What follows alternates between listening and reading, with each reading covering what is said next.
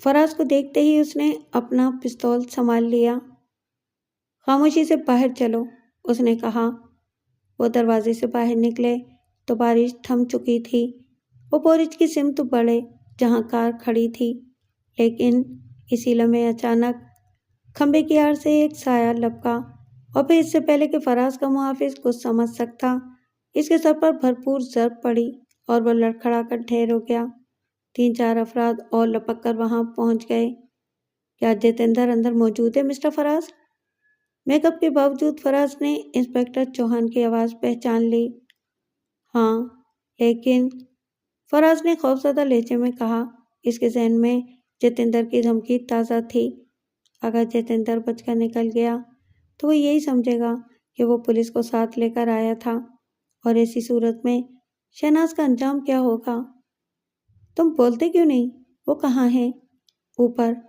लेकिन पहले मेरी बात सुन लो, बाद में, इंस्पेक्टर चौहान ने आहिस्ता से कहा और आगे बढ़कर एक शख्स से सरगोशी की।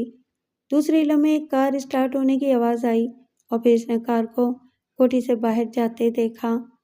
इंस्पेक्टर के पास वापस आया। वो समझेगा तुम चले गए, इंस्पेक्टर ने कहा।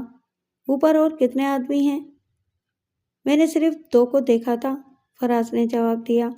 लेकिन इंस्पेक्टर, शहनाज इनके कब्जे में है। अगर वो यहाँ है तो हम इसे आज़ाद करा लेंगे, और अगर तुम नाकाम रहे तो जितेंद्र इसे कत्ल कर देगा, फराज ने गुस्से में जवाब दिया, क्योंकि वो यही समझेगा कि मैंने तुमको इस जगह के मुतालिक बतलाया है। तुम इत्मीनान रखो, हमने मकान का मुहासरा कर लिया है। जल्दी बताओ वो कहाँ है? लेकिन अब फराज को पुलिस पर बिल्कुल भरोसा न था। जितेंद्र की कुव्वत उसने देख ली थी और वो शहनाज को उनकी हिमाकत की भेंट नहीं चढ़ाना चाहता था। ऊपर बाएं जानिब के आखिरी कमरे में फराज ने जल्दी से झूठ बोला। इंस्पेक्टर चौहान अपने आदमियों के साथ तकरीबन भागता हुआ जीने से ऊपर पहुंचा। फराज रास्ता पीछे रहा। जैसे ही वो बाएं जानिब मुड़े, फराज ने लपक कर स्टडी का दरवाज़ा खोला और मुकफ्फल कर दिया। तुम यहाँ अभी तक गए नहीं? जितेंद्र ने हैरतज़दा होकर पूछा। इंस्पेक्टर चौहान बाहर मौजूद है। कोठी का मुहासरा किया जा चुका है, फराज ने जल्दी से कहा। लाइब्रेरी में एक ज़मींदोज़ रास्ता है। मुझे मालूम है, जितेंद्र ने उठते हुए कहा और फुर्ती के साथ लाइब्रेरी के दरवाजे की जानिब बढ़ा। तुम बाहर जाओ और याद रखो, मैं इस ताउन को कभी नहीं भूलूंगा। इंस्पेक्टर चौहान ने कमिश्नर से कहा। सर, हमारी रेड के दौरान न जाने किस तरफ से जितेंद्र भाग गया। मुझे पहले ही खदशा था, कमिश्नर ने कहा, लेकिन मुझे एक कमरे में मेज़ पर रखी हुई एक फाइल मिल गई है तलाशी के दौरान। इंस्पेक्टर ने कहा, शायद वो जल्दी में भूल गया हो, और इसमें 7 ऐसी अहम शख्सियात के नाम और पते हैं जो मुल्क के सबसे बड़े सरमायादार शुमार होते हैं। मेरा ख्याल है कि जितेंद्र इनको भी ब्लैकमेल कर रहा है। कमिश्नर ने फाइल पर नज़र डाली तो उछल पड़ा। बाखुदा, अगर ये लोग जितेंद्र से ब्लैकमेल हो रहे हैं तो इसने करोड़ों की रकम वसूल कर ली होगी। मेरा भी यही ख्याल है, और मुझे यकीन है कि फराज के वालिद अब भी जितेंद्र के इशारों पर नाच रहे हैं। शायद इसके कुछ राज अब भी जितेंद्र के कब्जे में हैं, वरना जितेंद्र का इस कोठी में कयाम करना और फिर दोनों का अचानक गायब हो जाना मुमकिन न था। फराज का क्या हाल है? वो बेहद परेशान है और हमको मुर्दे इल्ज़ाम करार दे रहा है। मुझे यकीन है कि इसकी बीवी इस कोठी में नहीं थी, लेकिन वो जितेंद्र के कब्जे में है, इसलिए फराज की परेशानी जायज़ है। हम हर लम्हा इसकी निगरानी कर रहे हैं। फिर अब क्या इरादा है? मैं आपकी इजाज़त चाहता हूँ कि मुझे इन तमाम लोगों से मुलाकात की इजाज़त दी जाए जिनके नाम जितेंद्र के फाइल में है, इंस्पेक्टर ने कहा। मैं इनसे हकीकत उगलवाने की हर मुमकिन कोशिश करूँगा। ये इंतहाई बाअसल लोग हैं और हंगामा खड़ा कर सकते हैं, कमिश्नर ने कहा, लेकिन तुमको इजाज़त है, बकिया मैं संभाल लूँगा। लेकिन इंस्पेक्टर चौहान की तमाम तर कोशिशों के बावजूद करोड़पति अफराद से कुछ भी मालूम न हो सका। उन्होंने जतेंद्र के नाम से ही लाताल्लुकी का इजहार किया और इंस्पेक्टर चौहान मायूस होकर अपने दफ्तर में वापस आ गया। वो कुर्सी पर बैठा हुआ था कि कमिश्नर का बुलावा आ गया। अभी अभी इतला मिली है कि शहबाज होटल ग्रीनलैंड के लॉन पर मौजूद है, कमिश्नर ने कहा, और मैं इसके अचानक नमूदार होने पर हैरान हूँ। शायद उन्होंने मुझे फांसने के लिए जाल बिछाया हो, इंस्पेक्टर चौहान ने कहा।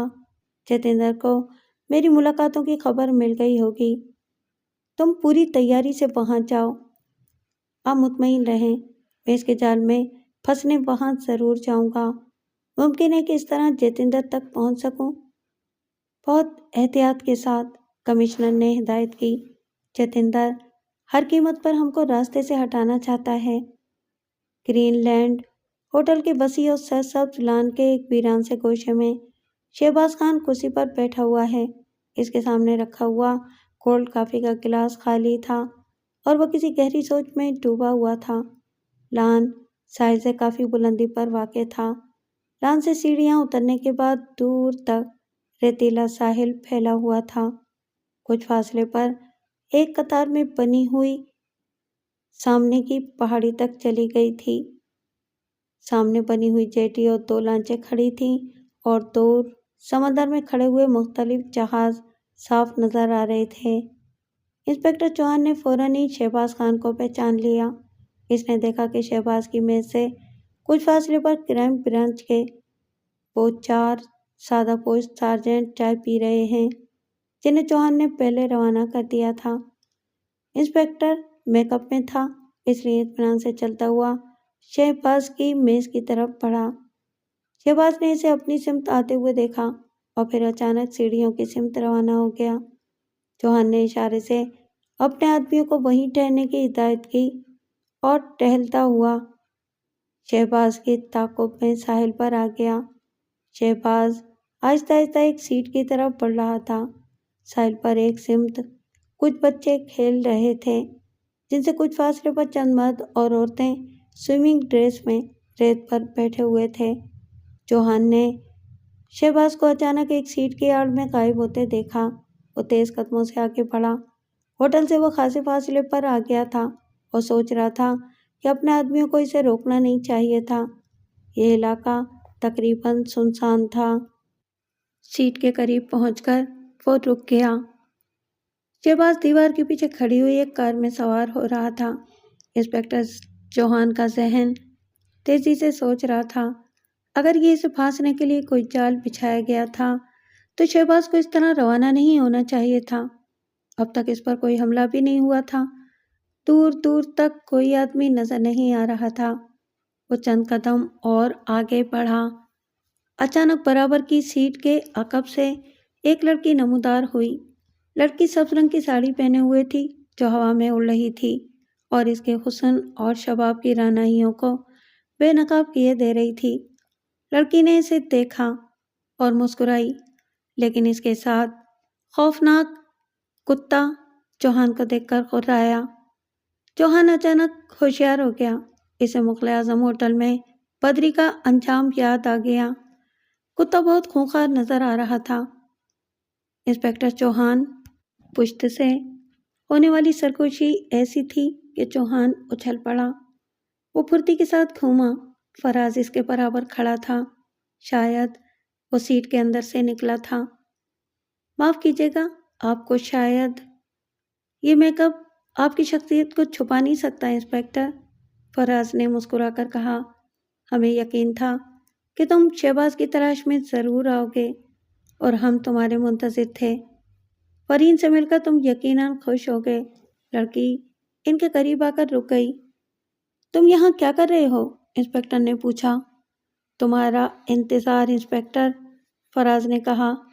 फरीन तुमको लेकर जतेंद्र के पास जाएगी और मुझे यकीन है कि तुम कोई ऐसी हरकत नहीं करोगे जिससे टाइगर को गुस्सा आ जाए।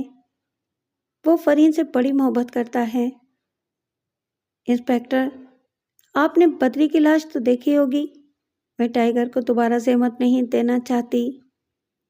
خوب، تو تم مجھے زبردستی اغوا کرنا چاہتی ہو اور دھمکی دے کر؟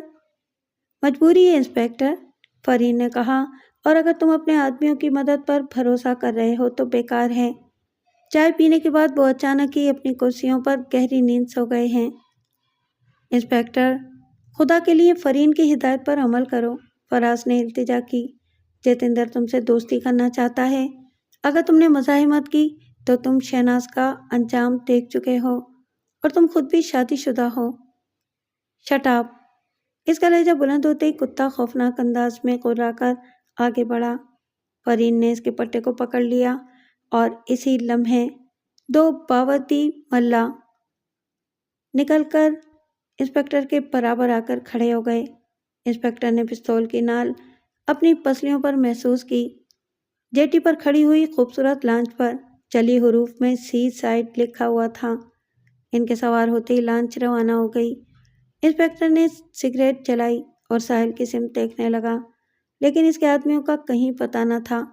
وہ اپنے اغوا پر زیادہ پریشان نہ تھا، کیونکہ جتیندر تک پہنچنے کے لیے وہ اس کے لیے تیار ہو کر آیا تھا۔ تم کو اپنا دوست ڈیلی نیوز کا رپورٹر تو یاد ہوگا انسپکٹر، فرین نے کہا۔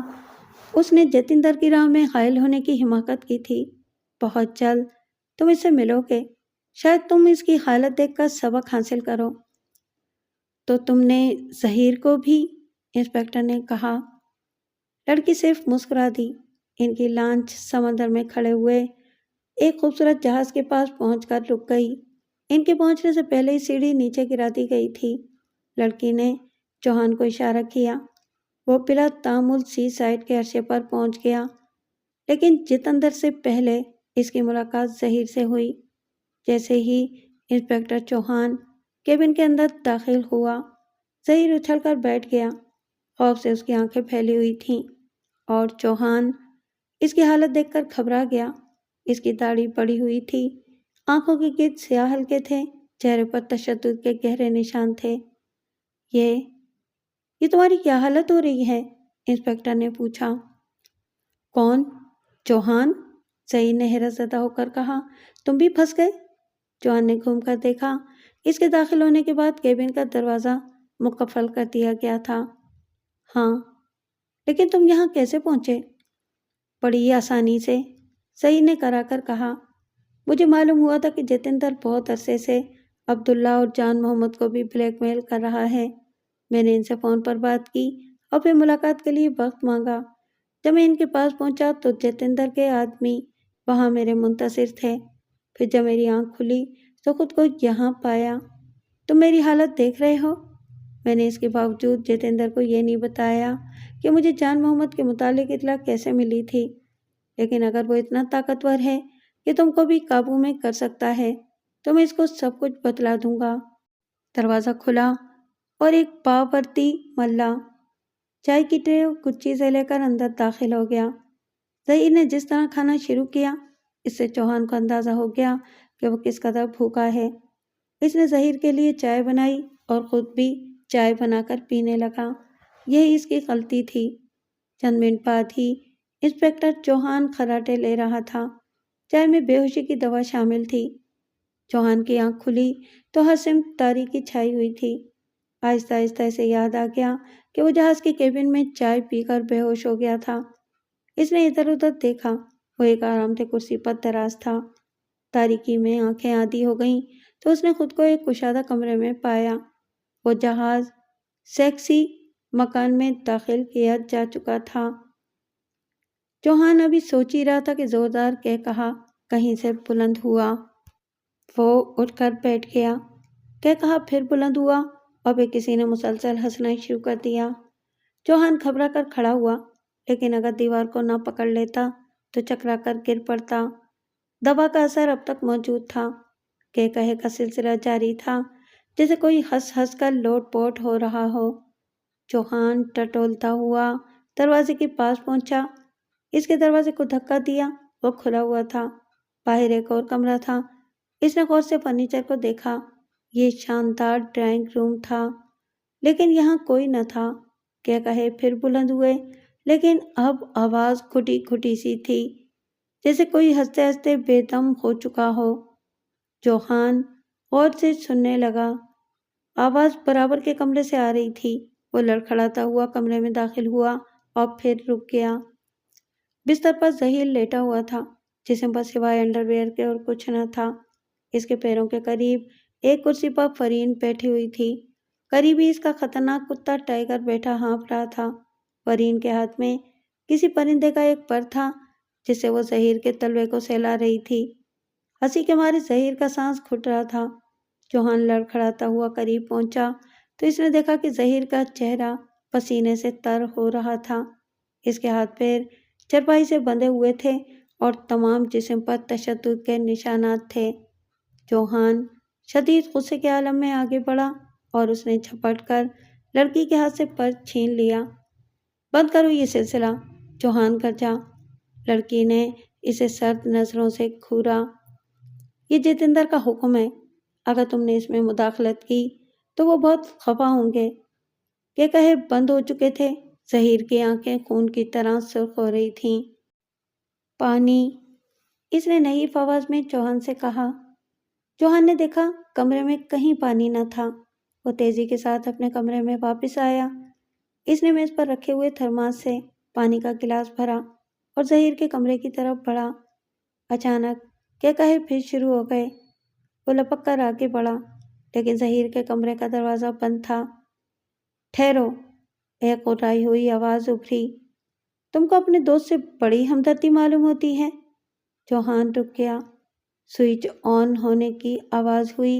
کمرہ روشنی سے منور ہو گیا۔ جتیندر سامنے کھڑا مسکرا رہا تھا۔ بیٹھ جاؤ انسپکٹر، اس نے صوفے پر دراز ہوتے ہوئے حکم دیا۔ اگر تم چاہتے ہو کہ ظہیر کے کہے بند ہو جائیں تو سچ بولنے کا وعدہ کرو۔ فرین، کہے بند ہو گئے۔ شکریہ، جوان نے بیٹھتے ہوئے کہا۔ اس کا سر چکرا رہا تھا۔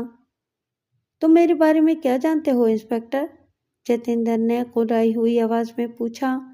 کہا کچھ بھی نہیں۔ فرین، جتیندر نے آواز دی۔ کہے پھر شروع ہو گئے تھے۔ او خدا کے لیے، جوہان چیخا، میں سچ بول رہا ہوں۔ تمہارے متعلق میں صرف اتنا جانتا ہوں کہ تم ایک درندہ صفت مجرم ہو۔ سچ بولو گے تو میں برا نہیں مانوں گا، جتیندر نے مسکرا کر جواب دیا۔ فرین، یہاں آ جاؤ۔ فرین دروازہ کھول کر اندر داخل ہوئی اور مسکراتی ہوئی جتیندر کے برابر جا کر بیٹھ گئی۔ تم مجھ سے نفرت کرتے ہو انسپکٹر، جتیندر نے کہا۔ تمہاری نظروں میں ایک درندہ صفت مجرم ہوں، لیکن میں تم سے نفرت کرتا ہوں۔ نہ تمہارے جواب کا برا مانوں گا۔ یہ صرف سوچ کا فرق ہے۔ تم ان کروڑ پتی درندوں کا تحفظ کرتے ہو جن کا تمہارے معاشرے میں بڑا مقام ہے۔ تمہاری نظروں میں وہ بڑے معزز لوگ ہیں۔ ان کے اشاروں پر تم ناچتے ہو، ان کو امتیازی عزت دیتے ہو، لیکن میں تم سے زیادہ ان کی حقیقت سے واقف ہوں۔ میں جانتا ہوں کہ معاشرے کے اصل درندے وہ ہیں، اور وقار کے نقاب کے پیچھے ان کے گھناؤنے اور مکروہ چہرے میرے سامنے بے نقاب ہیں۔ انہوں نے لاکھ افراد کا خون چوس چوس کر، حق مار کر اور اخلاق اور قانون کی تمام بندشیں توڑ کر یہ دولت جمع کی ہے۔ تم سے ایک دوست کے یہ کہے برداشت نہیں ہوتے، لیکن ان کی خوابگاہ میں معصومیت اور شرافت کی کتنی چیخیں دم توڑ دیتی ہیں۔ تم مجھ پر قتل کے الزام عائد کرتے ہو، لیکن ان درندوں نے کتنے بے گناہ غریبوں کی زندگی مسلسل مسل ڈالی ہے، لیکن تمہارا اندھا لنگڑا اور لولا قانون مجھے درندہ صفت مجرم قرار دیتا ہے اور اصل درندوں کے سامنے بے بسی کے ساتھ سر جھکا دیتا ہے۔ یہ صرف سوچ کا فرق ہے، اور اگر میں ایسے درندہ صفت لوگوں کی دولت سے کچھ چھین لیتا ہوں اور اس کو انگنت ضرورت مندوں میں تقسیم کر دیتا ہوں، ایسے ضرورت مند جو 2 وقت کی روٹی کے محتاج ہیں اور زندہ رہنے کے لیے چوری کرتے ہیں، جیب کاٹتے ہیں، قتل کرتے ہیں، تو تم مجھ کو ختم کر دینا چاہتے ہو۔ درندگی کو درندگی سے اور ظلم کو ظلم سے ختم نہیں کیا جا سکتا جتیندر، جوہان نے کہا۔ مجھے معلوم ہے کہ تم جن کو بلیک میل کرتے ہو ان کا باطن سیاہ ہے، لیکن تم نے اور تمہاری سوچ نے جو طریقہ اپنایا ہے وہ بھی تو اتنا ہی سیاہ اور مجرمانہ ہے۔ بکواس ہے، جتیندر نے گرج کر کہا۔ میں اس قانون کو نہیں مانتا جس کا اطلاق صرف غریبوں، بے بسوں اور مجبوروں پر ہو، اور جس سے صاحب دولت اور بااصل لوگ مبرہ ہوں۔ میرا قانون تو سب کے لیے یکساں ہے، اس لیے تم سے بہتر ہے۔ نہیں، تم جنگل کے قانون کو انسانی معاشرے پر نافذ نہیں کر سکتے، انسپکٹر نے جواب دیا۔ اور صحیح ہے کہ ہمارا قانون کبھی کبھی بعض لوگوں پر بے اثر ہوتا ہے، مثلاً تم پر، لیکن وہ سب کے لیے یکساں ہے اور جلد یا بدیر سب اس کی زد میں آتے ہیں۔ میں نہیں مانتا، جتیندر نے پہلو بدل کر کہا۔ ادھر دیکھو، اس لڑکی کو دیکھ رہے ہو؟ اس کی ماں بہت حسین تھی لیکن غریب تھی۔ تمہارے معاشرے کے ایک آدمی نے اس کے شوہر کو قتل کر دیا تاکہ ایک حسین اور غریب عورت پر قبضہ کر سکے۔ کیا کیا تمہارے قانون نے اس کے لیے؟ اس غریب عورت نے اپنی عزت بچانے کے لیے جان دے دی۔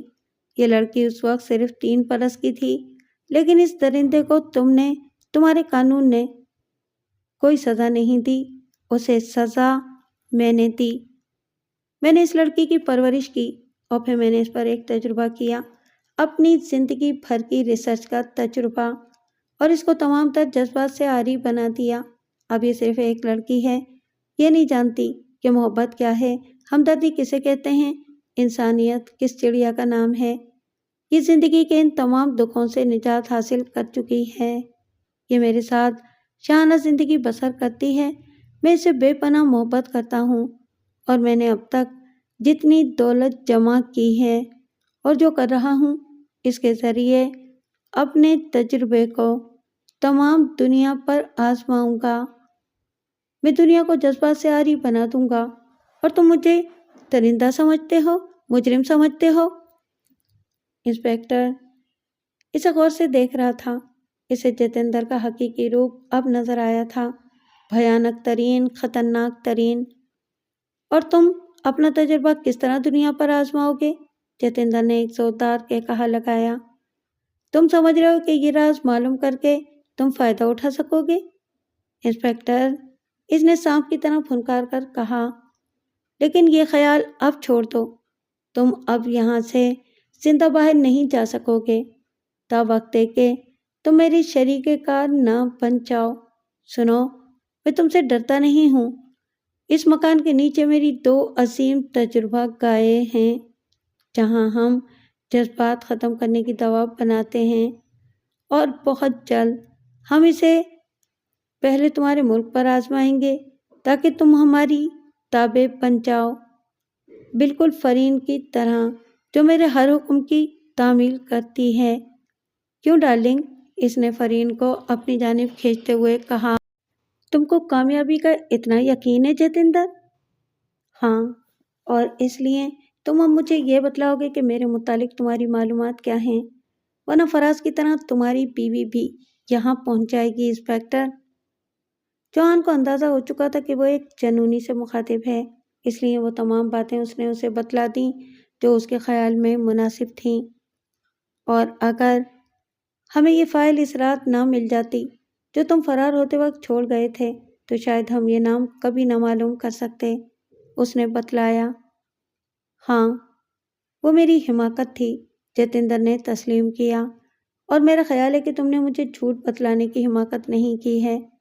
چوہان، شاید تم ابھی کسی خوش فہمی میں ہو، لیکن جلدی تم کو میری طاقت کا اندازہ ہو جائے گا، اور پھر یہ فیصلہ کرنا تمہارا کام ہے کہ تم کو کیا کرنا چاہیے، بھیانک موت یا عیش کی زندگی۔ فراز جدی نے بھی سی لینڈ کے آرام دہ کیبن میں چائے پینے کی غلطی کی تھی، اور پھر جب اس کی آنکھ کھلی تو خود کو ایک آرام دہ بستر پر دراز پایا تھا۔ ہر سمت بالکل مکمل تاریکی تھی، لیکن برابر ہی کوئی اور بھی سو رہا تھا۔ فراز کو یاد آ گیا۔ روشنی ہوتے ہی اس کا دل خوشی سے اچھل پڑا۔ شہناز برابر کے بستر پر بے خبر سو رہی تھی۔ وہ چند لمحے مبہوت بنا، شہناز کے حسین چہرے کو گھورتا رہا، پھر اس نے والہانہ انداز میں اسے اپنے بازوؤں میں سمیٹ لیا۔ اس کے برابر والے کمرے میں انسپکٹر چوہان دریچے کے سامنے کھڑا تھا۔ دریچے میں سلاخیں یا جالی نہیں تھی اور وہ بآسانی باہر نکل سکتا تھا، لیکن اسے معلوم تھا کہ فرار کی کوشش بے سود ہو گئی۔ عمارت کے چاروں سمت سے کتوں کے بھونکنے کی آوازیں آ رہی تھیں۔ چاندنی میں حد نظر تک پھیلا ہوا پارک نما باغ نظر آ رہا تھا، جس کے اختتام پر بلند دیوار کی فصیل تھی۔ کچھ فاصلے پر لوہے کا بہت بڑا کٹہرا نظر آ رہا تھا، جس میں بہت سے خونخوار کتے بند تھے۔ اسٹین گن سے مسلح دو آدمی ٹہلتے ہوئے آئے۔ انہوں نے کٹہرے کا دروازہ کھول کر دو کتے باہر نکالے اور آہنی دروازہ بند کر دیا۔ وہ روانہ ہوئے تو کتے زمین سونگھتے ہوئے ان کے پیچھے پیچھے چلنے لگے۔ چوہان دریچے سے ہٹ کر آیا اور بستر پر دراز ہو گیا۔ صبح جب وہ بیدار ہوا تو پوری طرح تر و تازہ تھا۔ غسل کر کے وہ فارغ ہی ہوا تھا کہ ایک ادھیڑ عمر عورت ناشتے کی ٹرے لیے ہوئے اندر داخل ہوئی۔ اس نے انسپکٹر کو دیکھا تو خوش اخلاقی سے مسکرائی۔ ہیلو انسپکٹر، کوئی تکلیف تو نہیں ہوئی؟ نہیں مس کیتھرین، عورت نے مسکرا کر کہا۔ شکریہ مس کیتھرین، اس نے ناشتے کی میز کے گرد کرسی گھسیٹ کر بیٹھتے ہوئے کہا۔ کار رکنے کی آواز پر دریچے کے پاس آیا، پھر اس نے حیرت کے ساتھ فراز اور شہناز کو کار میں بیٹھتے ہوئے دیکھا۔ کار ان کو لے کر روانہ ہو گئی۔ کیا دیکھ رہے ہو انسپکٹر؟ چوہان نے چونک کر دیکھا تو فرین اس کے پاس کھڑی تھی۔ شاید فراز اور شہناز کہیں اور جا رہے ہیں، وہ اپنے گھر جا رہے ہیں، فرین نے بتلایا۔ جتیندر سے دوستی کرنے والے ہمیشہ فائدے میں رہتے ہیں۔ فراز نے اس کی ہدایت پر عمل کرنے کا وعدہ کر لیا ہے اور وہ تمہارا دوست رپورٹر بھی آزاد کر دیا گیا ہے۔ سحیر؟ ہاں، اس نے جتیندر کو سب کچھ بتلا دیا ہے۔ اس نے جان محمد اور عبداللہ کی کوٹھی میں ایک شخص کو جاتے ہوئے دیکھ لیا جو کبھی جتیندر کے کام کرتا تھا۔ تم نے دیکھا کہ جتیندر کتنا فراخ دل ہے؟ تم عقل مند ہوگے تو اس سے دوستی کر لو گے۔ شاید تم ٹھیک کہتی ہو، انسپکٹر نے کہا۔ تم خود اندازہ کر لو گے۔ آؤ میں تمہیں تفریح کراؤں، فرین نے اس کا ہاتھ تھام کر کہا۔ باہر نکل کر چوہان نے دیکھا کہ یہ ایک 2 منزلہ محل نما عمارت تھی، جس کے چاروں طرف ایک وسیع باغ پھیلا ہوا تھا۔ باغ کے گرد بلند 4 دیواریاں تھیں۔ ایک سمت باغ کی حدود کے بعد طویل و عریض میدان تھا۔ مکان کے چاروں طرف مسلح محافظ اپنے خونخوار کتوں کے ساتھ ہر وقت گشت کرتے رہتے تھے۔ وہ چہل قدمی کر کے واپس ہوئے تو جتیندر کا پیغام ملا۔ چوہان جس کمرے میں پہنچا وہ ایک لمبی سی لائبریری تھی، جس میں 2 رویا کتابوں کی الماریاں رکھی ہوئی تھیں۔ جتیندر ایک میز کے گرد اپنی کرسی پر دراز تھا۔ باتوں کے درمیان جتیندر اٹھ کر باہر چلا گیا۔ میز پر کئی فائلیں رکھی ہوئی تھیں۔ چوہان کا دل چاہا کہ وہ میز کی تلاشی لے، لیکن اس نے اپنی خواہش کو دبا لیا۔ اسے یقین تھا کہ جتیندر نے یہ تنہائی اس کی آزمائش کے لیے فراہم کی ہے۔ اسے یقین ہو گیا کہ انسپکٹر موقع ملتے ہی کمرے کی تلاشی لے گا۔ چوہان نے طے کر لیا تھا کہ وہ جتیندر کو مایوس کرے گا۔ وہ اپنی جگہ سے نہیں اٹھا۔ تقریباً آدھا گھنٹے کے بعد جتیندر واپس آیا اور اسے معذرت کر کے فائلوں پر جھک گیا۔ اسی لمحے ایک شخص آ کر جتیندر کے سامنے کھڑا ہو گیا۔ آپ کے پاس میرا پاس ہے سر، اس نے جتیندر سے کہا۔ جتیندر نے جیب سے سرخ رنگ کا ایک نیم دائرے نما پاس نکالا۔ یہ دھات کا بنا ہوا ایک ٹکڑا تھا جس کے ایک جانب کچھ نمبر کھدے ہوئے تھے۔ تم نے اسے گرا دیا تھا؟ جتیندر نے غصے سے کہا۔ میں ایسی لاپرواہی پسند نہیں کرتا۔ اس شخص کا رنگ خوف سے سفید ہو گیا۔ معافی چاہتا ہوں سر، آئندہ ایسی غلطی نہ ہو، جتیندر نے کہا۔ اس نے ڈرتے ڈرتے اپنا پاس اٹھا لیا۔ انسپکٹر نے پہلی کارآمد معلومات حاصل کی تھیں۔ اس نے طے کر لیا کہ موقع ملا تو وہ ایک ایسا پاس ضرور غائب کر دے گا۔ اسے معلوم تھا کہ پولیس اس کی تلاش میں پوری مستعدی سے سرگرداں ہوگی، لیکن کیا وہ یہاں تک پہنچ سکیں گے؟ انسپکٹر چوہان زیادہ عرصے اس قید میں نہیں گزار سکتا تھا۔ اسے معلوم تھا کہ پولیس اس کی تلاش میں پوری مستعدی سے سرگرداں ہوگی، لیکن کیا وہ یہاں تک پہنچ سکیں گے؟ انسپکٹر چوہان زیادہ عرصے اس قید میں نہیں گزار سکتا تھا۔ اسے معلوم تھا کہ مسلح محافظوں اور خونخوار کتوں کی موجودگی میں فرار بہت دشوار ہے، لیکن موقع ملتے ہی اس نے کوشش کرنے کا فیصلہ کر لیا تھا۔ انسپکٹر چوہان کی آنکھ کتوں کے بھونکنے سے کھلی تھی۔ وہ چونک کر بستر سے اٹھا اور کھڑکی کے پاس آ کر کھڑا ہو گیا۔ احاطے میں ہلچل سی مچی ہوئی تھی۔ سامنے درختوں کے گھنے جھنڈ کی طرف کئی مسلح محافظ بھاگتے ہوئے جا رہے تھے، اور پھر 5-6 خونخوار کتوں کا ایک غول تیر کی طرح اس سمت لپکا۔ انسپکٹر کے ذہن میں فوراً یہ خیال پیدا ہوا کہ شاید پولیس نے چھاپا مارا ہو، لیکن اسی لمحہ جھاڑیوں میں سے ایک شخص اچھل کر بھاگا، لیکن وہ چند قدم بھی نہ گیا ہوگا کہ کتوں نے کھیل لیا۔ چوہان نے دیکھا کہ ایک کتے نے اس پر چھلانگ لگائی، لیکن دھوپ میں ایک تیز دھار خنجر چمکا اور کتا غراتا ہوا اس پر گرا۔ اس کے بعد اس شخص کو دوسرا وار کرنے کا موقع نہ ملا۔ بقیہ کتوں نے اسے زمین پر گرا لیا تھا۔ چوہان کی نظروں میں بدری کی لاش گھوم گئی، لیکن اسی لمحے محافظوں میں سے ایک نے 2 فائر کیے۔ 2 کتے زمین پر گر کر تڑپے اور ساکت ہو گئے۔ باقی کتے ڈر کر ایک سمت بھاگ نکلے۔ 2 آدمی بھاگتے ہوئے اسٹریچر لے کر وہاں پہنچے اور انہوں نے زمین پر تڑپتے ہوئے شخص کو اس پر ڈالا اور پھر واپس ہوئے۔ جب وہ کھڑکی کے پاس سے گزرے تو انسپکٹر چوہان کی نظر اس زخمی پر پڑی جو زخموں سے لہولہان ہو رہا تھا۔ چوہان اچھل پڑا۔ اس نے زخمی کو پہچان لیا تھا۔ وہ ایک خطرناک مجرم ہٹلر تھا جسے قتل کے جرم میں سزا ہوئی تھی۔ چوہان کو یاد آیا کہ زخمی کا تعلق جتیندر کے گروہ سے تھا۔ وہ شاید حال ہی میں رہا ہوا ہوگا، اور پھر چوہان کو خیال آیا کہ پولیس نے ہٹلر پر خیر لمحہ نگاہ رکھی ہوگی، اور اگر وہ یہاں تک آ پہنچا تو یقیناً پولیس نے بھی اس کا تعاقب ضرور کیا ہوگا، اور شاید اب وہ جتیندر کے ٹھکانے سے باخبر ہو گئے ہوں۔ امید کی پہلی کرن چوہان کے ذہن میں نمودار ہوئی۔ اسی لمحے اس نے فرین کو بے تحاشا بھاگتے ہوئے دیکھا۔ وہ پاگلوں کی طرح چیخ کر زمین پر پڑے ہوئے ایک کتے کی لاش سے چمٹ کر سسکیاں لینے لگی۔ جتیندر بھی وہاں پہنچ گیا۔ اس نے فرین کو کتے کی لاش سے الگ کرنے کی کوشش کی، لیکن فرین نے اس کا ہاتھ جھٹک دیا۔ وہ کتے کی لاش سے چمٹی ہوئی اسے دیوانہ وار پیار کر رہی تھی۔ جتیندر نے اشارہ کیا۔ 2 محافظوں نے ایک جھٹکے کے ساتھ فرین کو کتے کی لاش سے الگ کیا۔ جتیندر خونی نگاہوں سے فرین کو گھور رہا تھا۔ چوہان مسکرا دیا۔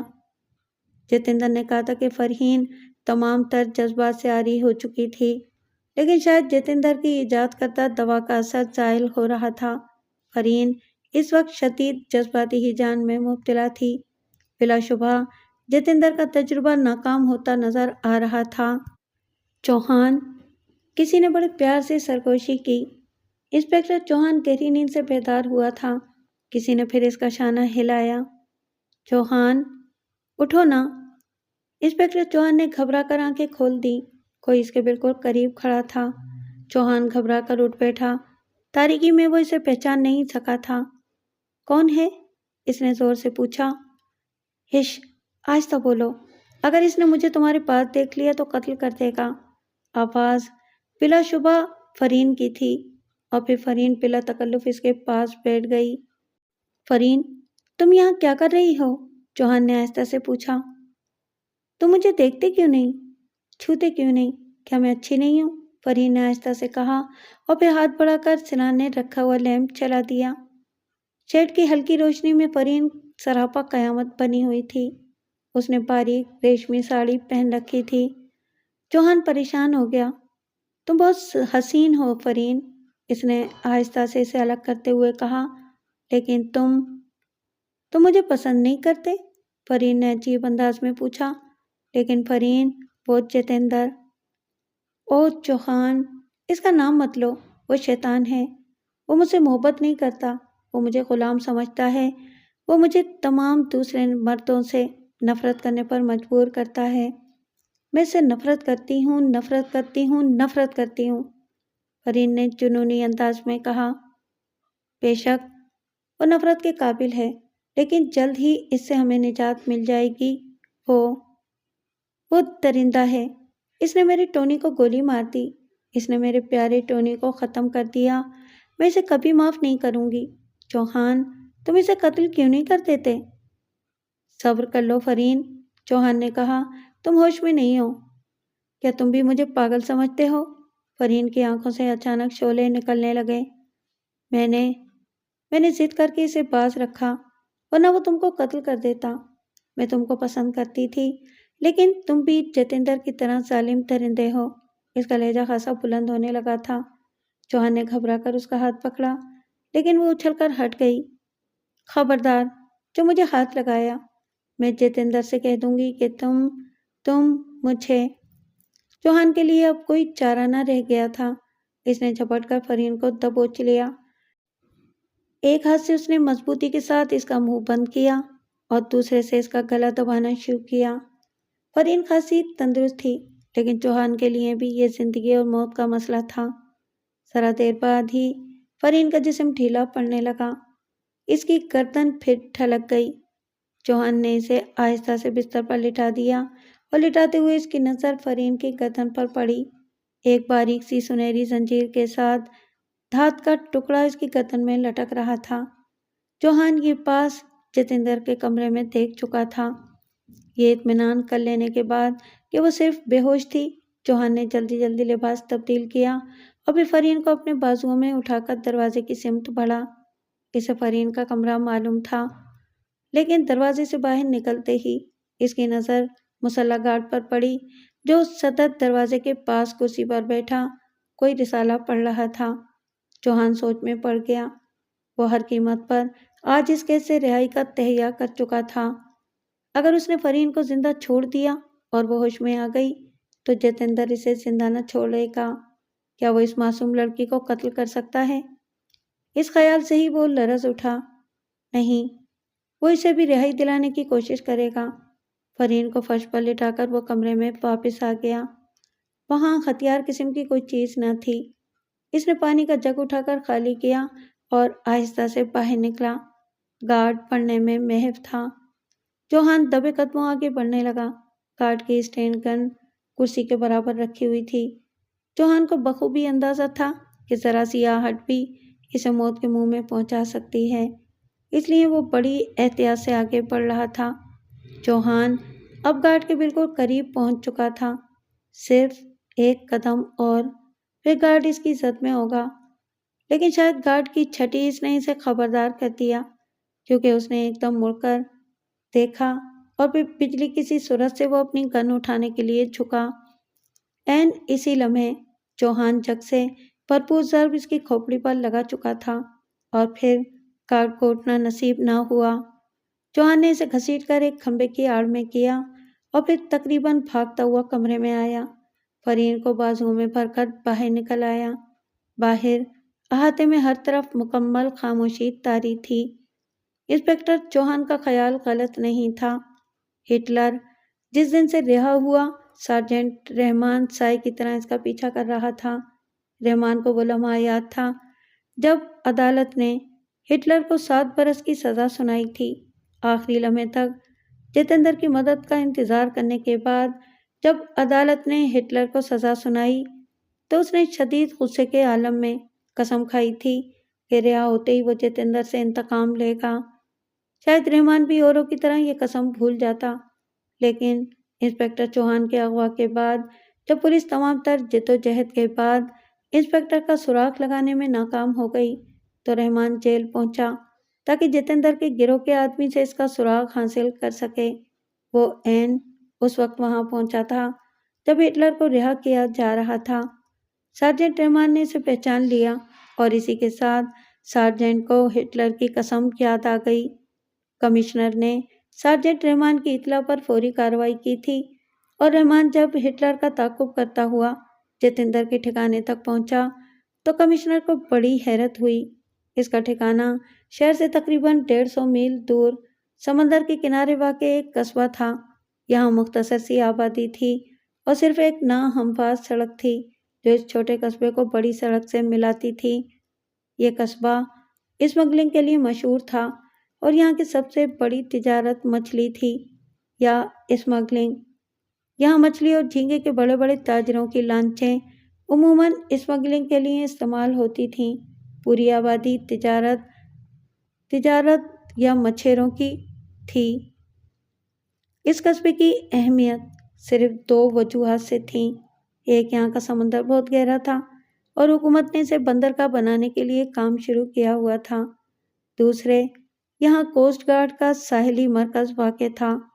इसलिए पुलिस कमिश्नर ने रहमान की मदद के लिए कोस्ट गार्ड के कमांडर फिट से राब्ता कायम किया और फिर उन्होंने हिटलर का ताक़ुब एक तारीख इमारत तक किया जिसके मुतालिक ये मशहूर था कि इस कस्बे के राजा का महल है।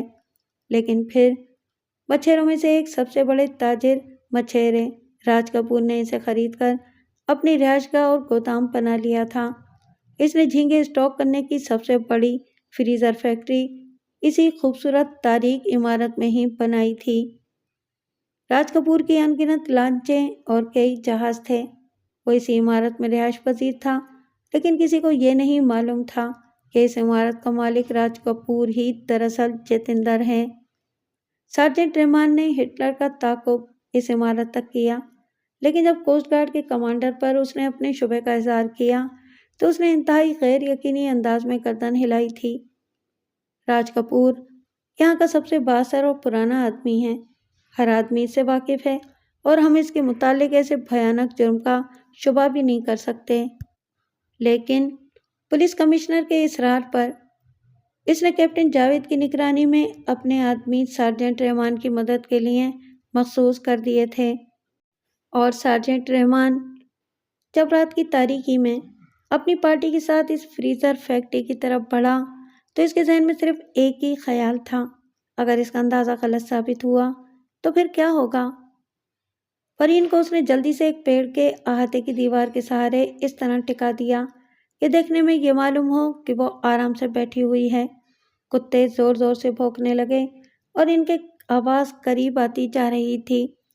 इंस्पेक्टर चौहान को यकीन हो गया कि कुत्तों ने इसकी आहट पाली है और वो स्टीन गन संभाल कर अपने दिफा के लिए तैयार हो गया। लेकिन तीनों कुत्ते भौंकते हुए इसके दाएं जानिब वाले दरख्तों के झुंड में दाखिल हो गए और फिर एक जगह रुककर ऐसे कुर्राए जैसे किसी चीज़ पर हमला करने की तैयारी कर रहे हों।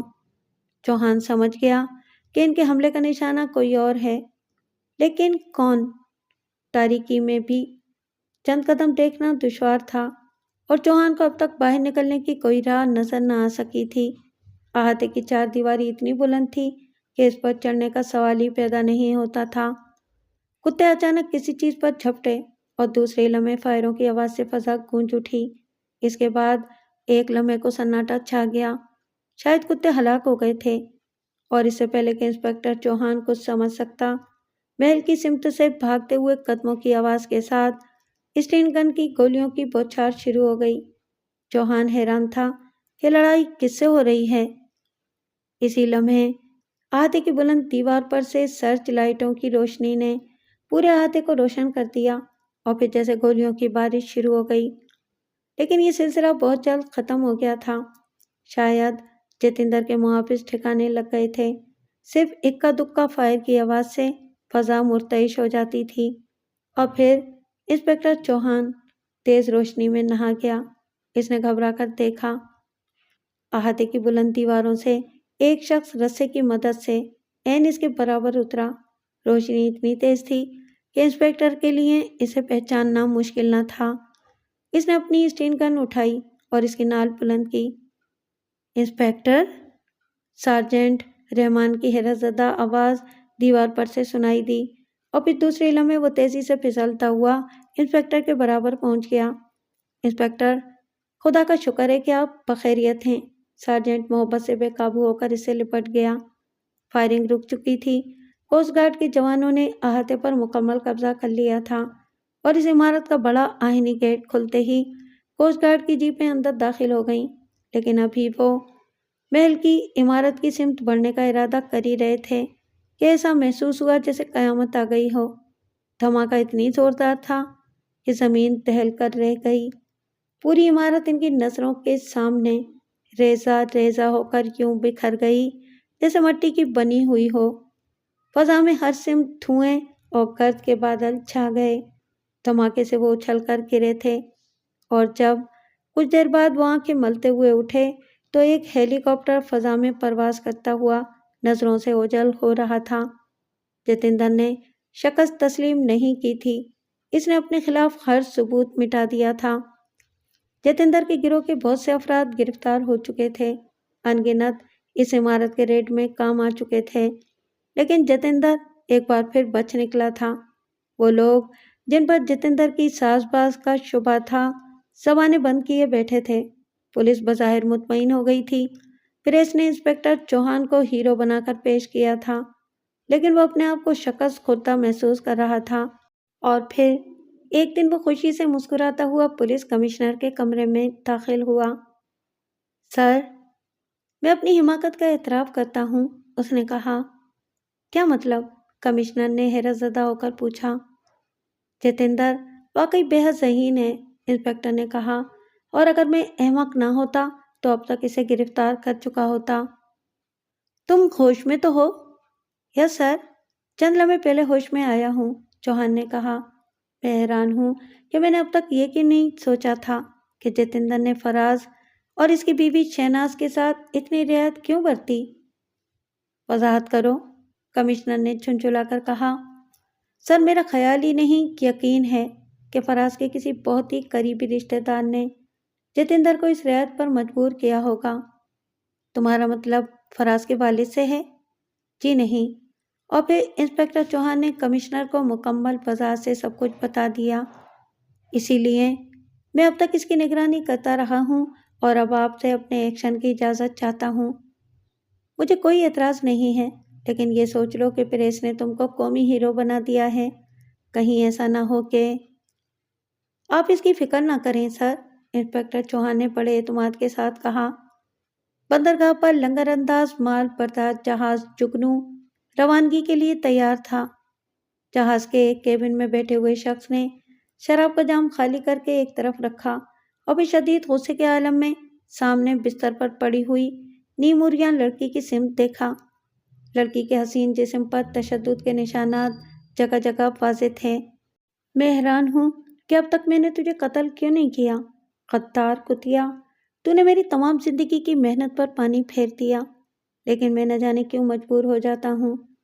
میں نے آج تک اپنے کسی دشمن کو معاف نہیں کیا۔ وہ غصے میں ٹہلنے لگا۔ لڑکی سہمی ہوئی نگاہوں سے اسے گھور رہی تھی۔ اس نے کوئی جواب نہیں دیا۔ لیکن میں بہت جلد تجھ پر یہ ثابت کر دوں گا کہ جتیندر کو کوئی شکست نہیں دے سکتا۔ میں تجھے کتوں کے سامنے ڈالوں گا، تیرے حسین جسم کو ٹکڑے ٹکڑے ہوتے دیکھوں گا۔ میں سمجھتا تھا تو… لیکن میں بے قصور ہوں، فرین نے سسکتے ہوئے کہا۔ بے قصور؟ تو نے اس 2 ٹکے کے انسپکٹر کے پیچھے مجھ سے غداری کی، مجھ سے، دنیا کے سب سے عظیم… اس کا بھرپور ہاتھ فرین کے چہرے پر پڑا۔ ہوش میں آؤ جتیندر، کسی نے پشت سے جتیندر کو ڈانٹا۔ جتیندر تیزی سے پیچھے مڑا اور پھر ایک ٹھنڈی سانس بھر کر رہ گیا۔ فرین نے پہلی مرتبہ اسے خوفزدہ ہوتے ہوئے دیکھا تھا۔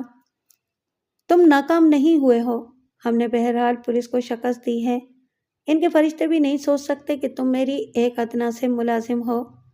وہ خام میں بھی تصور نہیں کر سکتے کہ بظاہر مجھ جیسا مفلس بدنام آدمی اس گروہ کا سردار ہو سکتا ہے، کیونکہ اس پلان کو پوشیدہ رکھنے کے لیے میں نے اپنی بیوی تک کو ہلاک کر دیا تھا۔ تمہارا خیال غلط ہے شہباز، اب یہ راز بھی بے نقاب ہو چکا ہے۔ شہباز کا ہاتھ پھرتی کے ساتھ جیب میں گیا تھا، لیکن پہلے انسپکٹر چوہان نے اسے زد میں لے لیا۔ خبردار، جو حرکت کی تم نے… اس نے پستول کی نال شہباز کے سر سے لگا دی۔ جہاز پر ہمارا قبضہ ہو چکا ہے، تمہارے تمام آدمی گرفتار ہو چکے ہیں، تم ہار چکے ہو شہباز، اب تم صرف ایک مجرم ہو۔ انسپکٹر چوہان نے ایک لمحے کے لیے جتیندر کو بھلا دیا تھا اور یہی اس کی غلطی تھی۔ جتیندر نے پھرتی کے ساتھ ریوالور نکال کر فائر کیا، لیکن وہ فرین کو بھول گیا تھا۔ وہ فائر ہونے سے پہلے ہی درمیان میں آ گئی اور گولی اس کے سینے کو چیرتی ہوئی چلی گئی۔ فرین! جتیندر درد سے کراہا، غدار کتیا، تو نے پھر مجھے شکست دے دی۔ فائر کی آواز کے ساتھ ہی کیبن پولیس کے جوانوں سے بھر گیا۔ شہباز اور جتیندر سختی کے عالم میں کھڑے رہ گئے۔ تم نے ایک عظیم کارنامہ سر انجام دیا ہے انسپکٹر، پولیس کمشنر نے اسے شاباشی دی۔ سر، انسپکٹر چوہان نے سعادت مندی سے کہا، اگر وہ لڑکی درمیان میں نہ آ جاتی تو میں یہ اعزاز وصول کرنے کے لیے موجود نہ ہوتا۔ جتیندر کہتا تھا کہ وہ جذبات سے عاری ہے۔ کمشنر نے فرین کی موت پر اظہار تأسف کیا، لیکن وہ چوہان کی بات کو سمجھ نہیں سکتا تھا۔